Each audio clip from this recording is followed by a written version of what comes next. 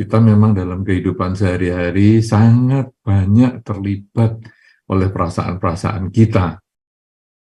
Perasaan kita yang tadi disampaikan yang tidak senang ya. Jadi mungkin karena tekanan kerjaan, mungkin karena putus cinta dan lain sebagainya, karena beban kuliah, tetapi juga bisa perasaan yang menyenangkan. Karena memang perasaan ini kan timbul tenggelam ya. Jadi misalnya perasaan menyenangkan karena ketemu pacar. Justru dengan kita mengadakan pertemuan seperti ini, ya, kemudian ini siang ini kita bakal ketemu dengan pacar. Kita bersama-sama menghadiri acara puja bakti kita bersama. Nah, itu juga rasa senang, perasaan yang bahagia. Kemudian kalau kuliah, kemudian mendapatkan nilai yang bagus, ujiannya misalnya, ya waktu sebelum ujian memang kita tertekan dengan perasaan yang tidak nyaman. Tapi begitu ujian hasilnya keluar, kok menyenangkan juga ya. Kenapa? Karena hasilnya bagus. Kemudian juga dulunya belum punya pacar, stres. Tapi begitu sudah punya, ya happy-happy. Jadi ada perasaan tidak suka, tapi juga ada perasaan suka. Nah, di dalam Dhamma bukan hanya dua perasaan. Ada juga perasaan yang B saja. B saja alias biasa-biasa, netral. Bagaimana kuliah hari ini? B saja, biasa-biasa. Bagaimana pekerjaanmu? B saja. Lo kan bosmu galak banget. B saja. Waduh, gimana nih perasaan? Kamu dulu kan kepingin punya pacar. Sudah sekian lama tidak punya pacar, gimana perasaannya? B saja. Ya sama-sama lah, biasa. Begitu putus pacar. Wah, biasanya orang putus pacar kan sedih banget. Kamu kok B saja? Ya mau apa lagi? Yang dulu tidak punya pacar saya ya B saja. Terus punya pacar 3 bulan. Ya senang. Tapi habis itu tidak punya pacar. Karena sudah pisah. Ya kan kembali ke awal toh. Dulu dari kecil saya nggak punya pacar sampai umur 20 ya biasa saja, biasa-biasa, nggak ada problem. Sekarang kemudian saya punya pacar 3 bulan, lalu pisah, kenapa saya harus sedih? Kan hanya balik ke titik awal, ya mulai lagi kan, untuk cari pacar yang baru, ya B saja lah. Nah, jadi perasaan ini ada 3, ada senang, ada tidak senang, ada yang netral, B saja. Nah, saudara-saudara, sekarang dari mana perasaan itu muncul? Perasaan itu kalau di dalam Dhamma munculnya adalah dari indria kita. Jadi kita mengenal ada 5 indria yang biasa kita ketahui waktu kita sekolah dulu. Atau mungkin hari ini Anda kuliah juga mungkin masih ada yang membahas hal itu. Maka kalau di Indonesia biasanya namanya panca indria. Ya, nah 5 indria kita. Ada penglihatan, pendengaran, penciuman, kemudian perasaan dengan lidah, kemudian juga dengan kulit. Ya, Mama kok pas anu Margo. Ada 5. Tetapi kalau di dalam Dhamma, kita bukan hanya 5 ini, masih ada 1 lagi yang disebut dengan pikiran. Nah, jadi kalau tadi problem perasaan-perasaan yang muncul tadi ada senang, susah, B, dan lain sebagainya, biasa-biasa saja, netral, itu semuanya hanya dari indria kita atau 6 ini. Jadi misalnya, kita menghadapi ujian, berat sekali. Nah ini, terus kita mikir-mikir, aduh ujiannya kenapa sulit sekali, hasilnya gimana, nanti kalau saya nggak lulus, kan jadi lebih lama lagi masa kuliah saya, dan lain sebagainya. Nah itu produk dari pikiran yang membuat kita stres. Tapi begitu lihat hasilnya dengan mata, atau mendengar kabar teman kita mengatakan, kamu lulus loh, yang dulu kamu stres itu ternyata nilainya A loh kamu. Begitu mendengar atau melihat, wow, senang banget. Nah, atau B saja. Itu sebetulnya hanya karena indria kita yang dipermainkan. Jadi semua yang masuk dari indria-indria ini diolah oleh pikiran, itu yang menimbulkan perasaan. Nah, jadi sekarang kita sudah tahu nih, perasaan tadi munculnya ada senang, tidak senang, dan B saja, netral atau N, ya. Kemudian sumbernya adalah dari indria kita. Kadang-kadang kita, kalau mungkin Anda di dalam ruangan, ya, kemudian di kelas ini kalau saya lihat ada kelas, nah kemudian kita merasa kedinginan. Waduh, saya pas bajunya nggak terlalu tebal, sekarang kedinginan. Waduh, rasanya nggak suka. Ya, ini karena timbul dari indria badan kita. Tapi bisa juga dengan dingin itu kita malah happy. Aduh, tadi di luar panas banget, gerah sekali. Sekarang begitu masuk ruangan, enak, sejuk. Menjadi senang dari kulit kita. Atau ya B saja, biasa. Di luar ya begitu, di dalam begini ya biasa, B saja. Nah, itu kulit. Belum lagi kalau kita menikmati makanan tertentu, bisa seneng, tidak seneng, ini kan juga dari lidah, kemudian juga membaui, ya. Nah, teman kita di sebelah kita, kok baunya harum? Wah, senang. Kok baunya kurang harum? Merasa tidak nyaman. Kemudian baunya harum atau tidak harum? Kita B saja. Itu semua adalah permainan pikiran kita yang mengolah data dari indria. Ya, 6 indria ini bermain karena kita misalnya nggak lihat apa-apa, kita nggak dengar apa-apa. Misalnya kalau kita sedang latihan meditasi misalnya, kita nggak mendengar, nggak merasakan, nggak apa-apa, tapi pikiran masih bisa muncul yang aneh-aneh. Aduh, besok mau kemana nih? Aduh, besok sudah hari Senin lagi nih.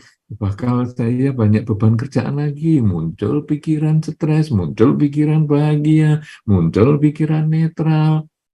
Padahal kita duduk diem, tapi bisa muncul perasaan-perasaan itu. Nah, ini sumber dari munculnya perasaan tadi, yaitu kontaknya indria dan diolah oleh pikiran. Nah, dari kontak indria dan pengolahan pikiran itu muncullah yang tadi disebut oleh saudara Margo, dan kita juga mengalami semua, yaitu pengalaman perasaan yang tak terhingga. Nah, sekarang kita sebagai umat Buddha, apakah kita mau diombang-ambingkan perasaan seperti itu? Kalau kita mau pagi, aduh aku bawaannya kok emosi banget ya, langsung dar-dar-dar ngomel-ngomel sama orang-orang. Terus sebentar siang, aduh sudah lega, sudah ngomeli banyak orang, ketawa-ketawa. Kemudian nanti yang diomeli tadi, hai, gimana kamu tadi pengalamannya saya omeli? Apa kita mau seperti itu? Karena orang lain akan melihat, wah, kamu kok moody banget ya. Tadi pagi ngomel-ngomel aku nggak salah apa-apa, tahu-tahu sekarang, aku masih gregetan, kamu omelin, aku masih sakit hati, kamu omelin, kamu malah sekarang ngajak ketawa-ketawa, dan lain sebagainya.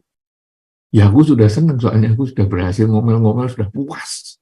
Loh, jadi aku kotak sampah kamu ya, kamu beban di pikiranmu, kamu lemparkan ke saya dong.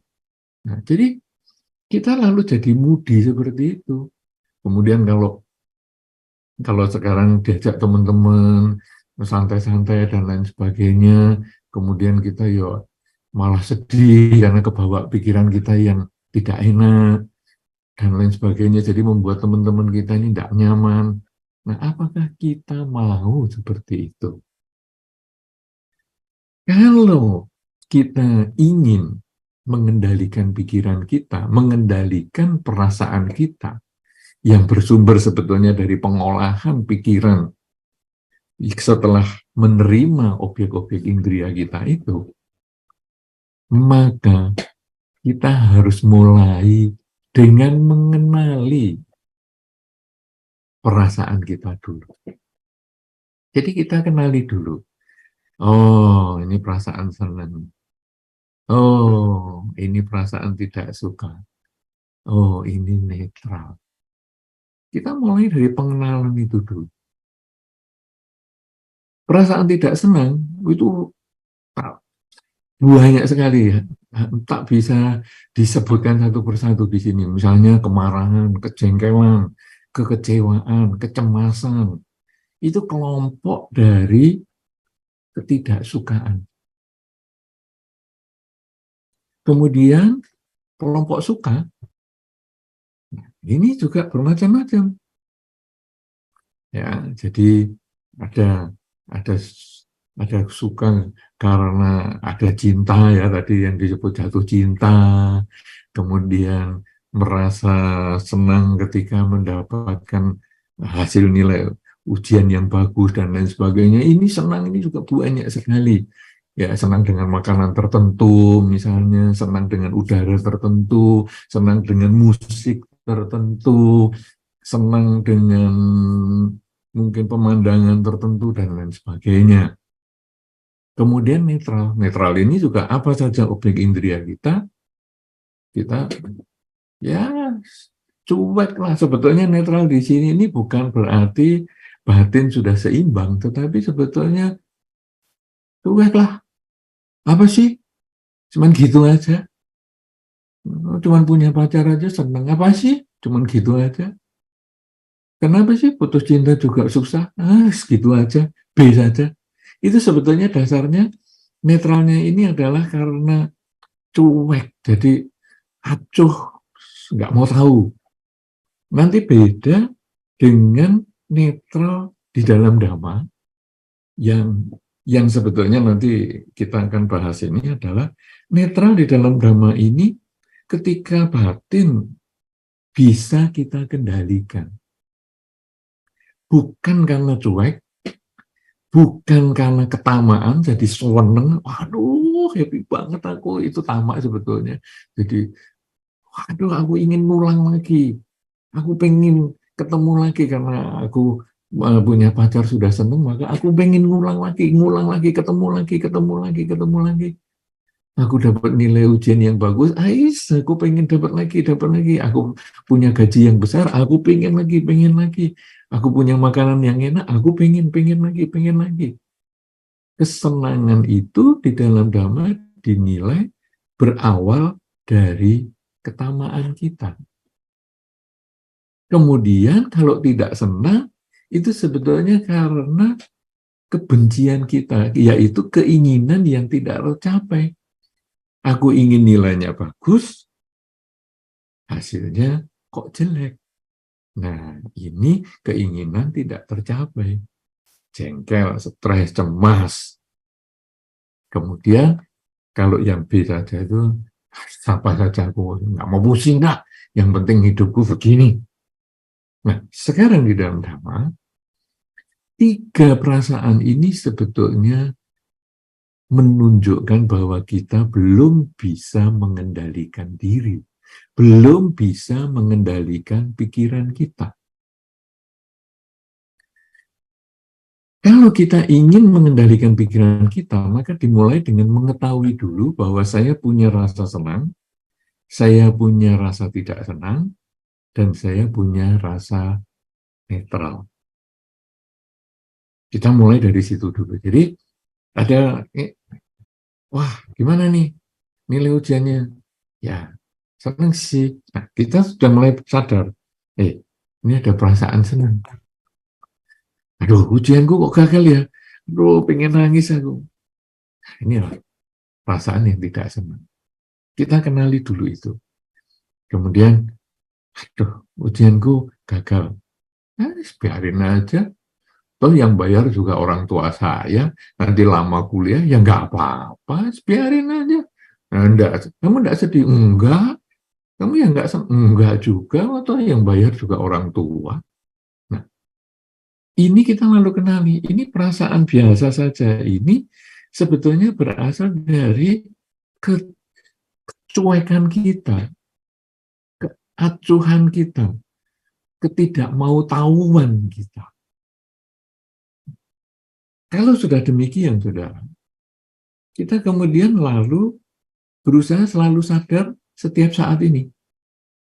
Begitu muncul, kita sadari. Begitu muncul, kita sadari, kita amati, sambil kita sering bertanya pada diri sendiri, saat ini saya sedang merasakan apa? Karena kita berbicara tentang embracing our feelings, jadi bagaimana kita memahami, merangkul perasaan kita, maka sekarang kita biasanya bertanya, saat ini saya ngerasakan apa ya? Oh, rasa netral, rasa B saja, oh, rasa senang, rasa tidak senang, itu kita sadari terus. Kalau ini sudah kita sadari terus-terusan, saat ini saya merasakan apa, saat ini saya merasakan apa, saat ini saya merasakan apa, kemudian kita pada tahap selanjutnya pemahaman pada gerak-gerik pikiran kita sebagai penyebab dari perasaan tersebut. Wah, ini perasaan senang, perasaan senang. Kemudian, kalau kecepatan kesadaran ini meningkat, maka kita bisa melanjutkan dengan pertanyaan selanjutnya, yaitu, kenapa senang? Senang ini karena keinginan saya tercapai. Saya ingin nilai bagus, muncullah nilai bagus, saya senang. Saya ingin punya pacar, datang kesempatan mendapatkan pacar, saya senang. Saya ingin pekerjaan yang nyaman, gaji yang besar, saya memperoleh kesempatan itu, saya senang. Berarti senang ini, perasaan ini timbul dari pikiran saya. Timbul dari keinginan saya. Perasaan tidak senang muncul, saya sadari perasaan tidak senang, saya sadari perasaan tidak senang. Itu terus yang kita lakukan, kemudian pada satu ketika kesadaran kita meningkat, kita bisa bertanya, kenapa muncul perasaan tidak senang ya? Oh, ternyata saya tidak senang itu karena keinginan saya yang tidak tercapai. Nilai ujian pengen bagus tidak bisa, mendapat pekerjaan yang layak ternyata saya tidak mendapatkan, mempertahankan pacaran ternyata saya tidak bisa, ini yang muncul tidak senang. Ternyata dari pikiran saya. Pikiran saya yaitu keinginan yang tidak tercapai. Nah sekarang kalau B saja gimana ini? Saya juga sadari B saja, B saja, B saja. Sebetulnya itu muncul juga dari bentuk pikiran yang berdasarkan ketidaktahuan, kegelapan batin, cuek, acuh. Oh. Nah, kita kemudian lebih memahami itu. Ketika kita tahap awal ini sudah kita lewati, yaitu mengenali perasaan senang, tidak senang, dan kemudian B saja, biasa saja, kemudian kita masuk ke yang lebih dalam, ke level berikutnya, bahwa semua perasaan itu berasal dari pikiran, semua yang ada di dalam pikiran ternyata adalah berisi ketamaan, kebencian, dan kegelapan batin, maka kemudian yang lebih dalam dari itu lagi, maka kita kemudian menyadari hidup setiap saat. sadar, kalau tadi sadar sedang merasakan sesuatu dari semua indera kita, kemudian makin ke dalam, sadar kita sedang berpikir sesuatu yang menyebabkan perasaan itu, kemudian lebih mendalam lagi, sadar bahwa semua itu hanya digerakkan oleh ketamaan, kebencian, dan kegelapan batin kita. Kalau sudah menyadari itu yang lebih dalam lagi, maka kemudian kita sadar segala sesuatu yang kita pikirkan, semua itu hanya diombang-ambingkan oleh dimensi waktu. Pikiran kita yang dimakan oleh dimensi waktu, dipengaruhi oleh dimensi waktu, yaitu masa lalu dan masa depan. Keinginan yang tidak tercapai di masa lalu, jadi saya dulu punya keinginan, tadi saya punya keinginan, kemarin saya punya keinginan, dulu saya punya keinginan, tidak tercapai di masa sekarang, timbullah perasaan yang tidak nyaman itu. Keinginan-keinginan saya di masa depan, nanti di masa depan saya akan begini, saya akan begitu.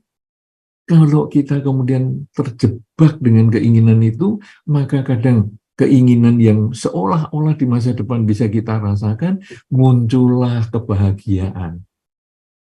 Tapi sebaliknya kalau kita cemas dengan masa depan, muncullah kegelisahan. Kalau demikian, kita ini hanya diombang-ambingkan dengan masa lalu, masa depan, masa lalu, masa depan.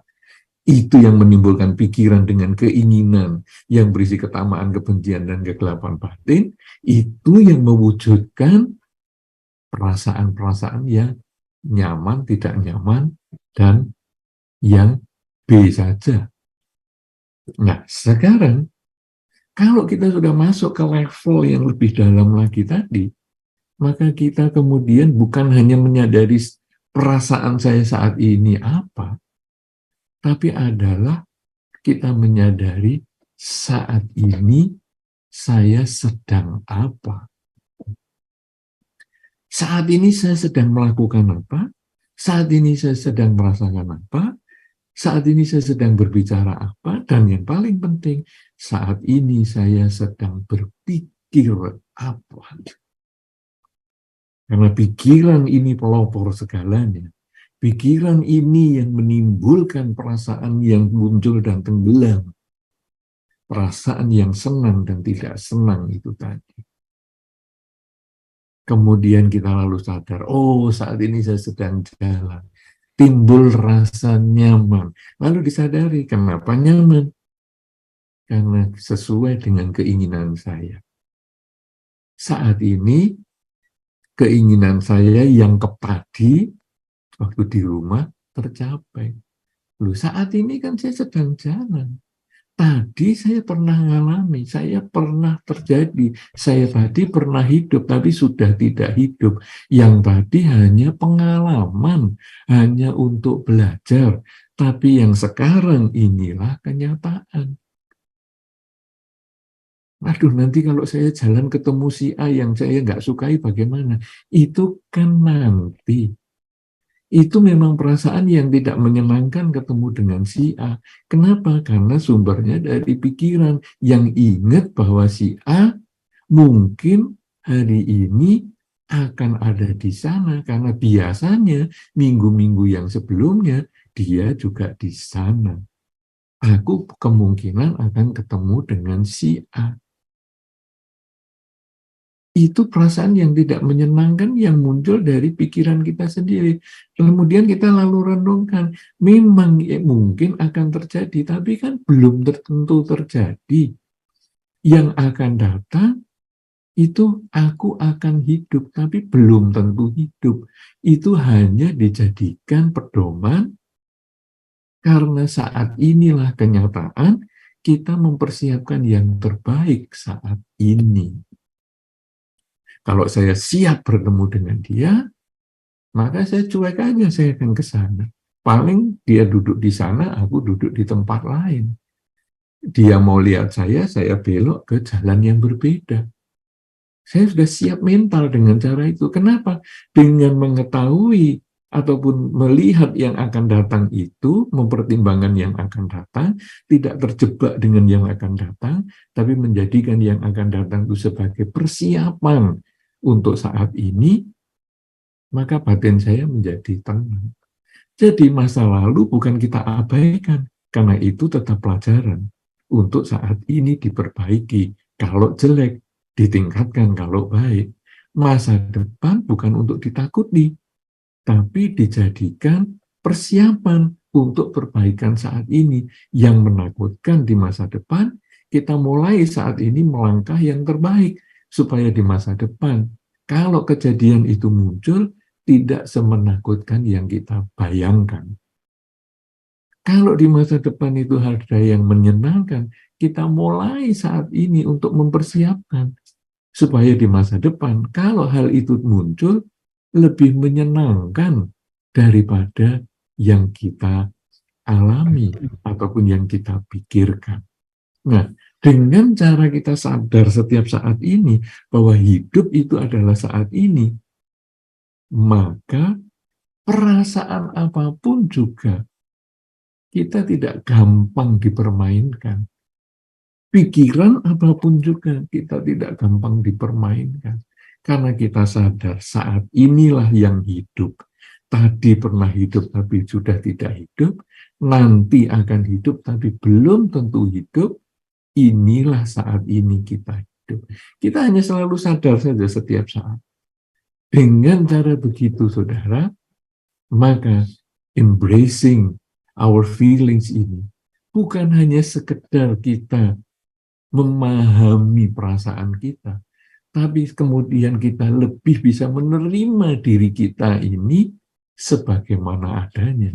Bahwa saya punya rasa senang dan tidak senang dan netral, yang semua itu berasal dari pikiran, dan pikiran ini ternyata dipermainkan oleh ketamaan, kebencian, dan kegelapan batin.